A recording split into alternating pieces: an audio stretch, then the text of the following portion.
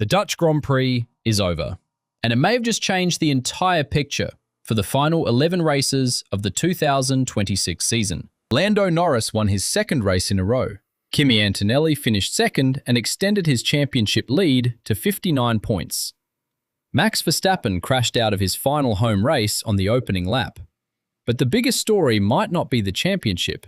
It's what we learned about the cars, because 3 teams left Zandvoort looking significantly better than they did before the summer break. And these are the 3 teams you need to watch for the final 11 races. Let's start with Aston Martin. Fernando Alonso finished 9th, 2 points. On paper, that doesn't sound impressive. But considering where Aston Martin started the season, it might be one of the most encouraging results they've had all year. For much of 2026, Aston Martin had the slowest car on the grid. By June, the AMR 26 had become so uncompetitive that Alonso was calling it the worst car and worst engine in Formula One. And it wasn't just slow. At the start of the season, Honda's power unit vibrations were so severe that Aston Martin feared the drivers could suffer nerve damage if they ran too many consecutive laps. Alonso's limit was around 25 laps. Then Aston Martin changed its approach. Instead of bringing small upgrades every few races, they arrived in Hungary with a huge B-spec package containing 16 new parts. And it worked. Alonso made Q2 for the first time all season. Then, at Zandvoort, Aston Martin added Honda's new spec power unit on top of the chassis improvements, along with further aerodynamic changes. And the result? Alonso qualified 18th, but he finished 9th, from P18 to P9. That's important because Zandvoort is one of the hardest circuits on the calendar to overtake at. Alonso spent the closing stages defending against Pierre Gasly and held on for 2 points. And even Alonso admitted the car still has drivability problems. So Aston Martin haven't suddenly become a midfield leader, but they found something much more important: race pace. The problem is qualifying. Both Aston Martins were knocked out in Q1, with Alonso P18 and Lance Stroll P19.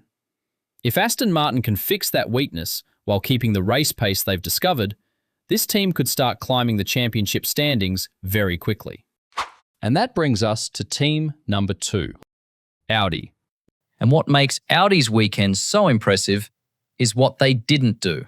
They brought no upgrades. While McLaren and Ferrari arrived with major packages and Alpine brought a significant aerodynamic update, Audi turned up at Zandvoort with essentially the same car they had before the summer break. And Nico Hülkenberg finished 8th, 4 points. That made Audi the best of the rest behind the 4 leading teams. And it wasn't a one-off. Audi had already scored at Silverstone, Spa, and Hungary. Now they've done it again at Zandvoort. 4 consecutive Grand Prix with points. That's a serious trend. And there's another reason to pay attention.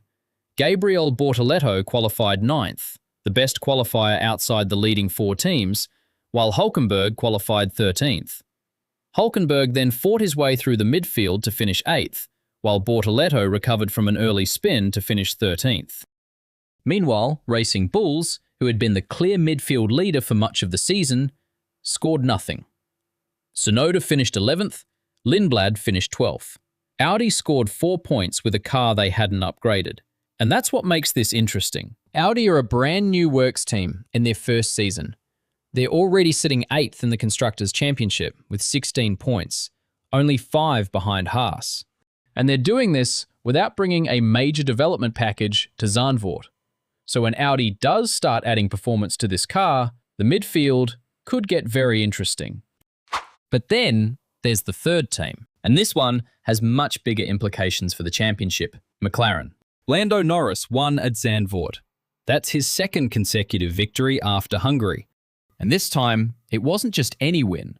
Norris started from pole, lost the lead to Kimi Antonelli after the restart, and then spent the middle part of the race hunting the Mercedes down. As the race progressed, Norris kept closing, and with 18 laps remaining, he made his move. He retook the lead from Antonelli and pulled away to win by more than 11 seconds.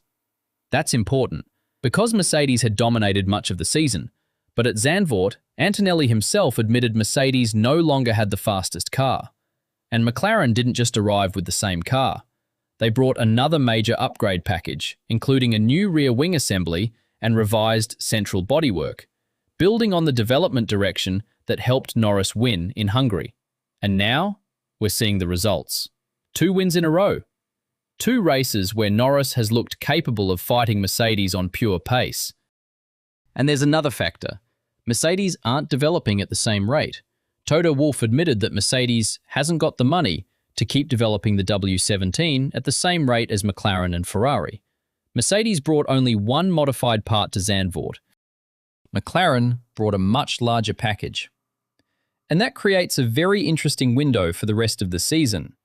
If McLaren keeps bringing performance, while Mercedes has to wait for its next major upgrades, the gap could continue to shrink. Maybe McLaren has already become the fastest car on certain circuits, but there's one massive problem: the championship. Norris is still 83 points behind Antonelli. That's a huge gap with only 11 races remaining. And Oscar Piastri isn't making things easy either. He finished 6th at Zandvoort, more than 32 seconds behind Norris, with a slow pit stop contributing to his difficult race. McLaren probably can't catch Mercedes for the Constructors' Championship, but Ferrari is only 75 points ahead. If Piastri finds his form, second place is absolutely within reach. And if Norris keeps winning, and if Mercedes can't match McLaren's development rate, then suddenly that 83-point gap doesn't look quite as comfortable as it did a few races ago.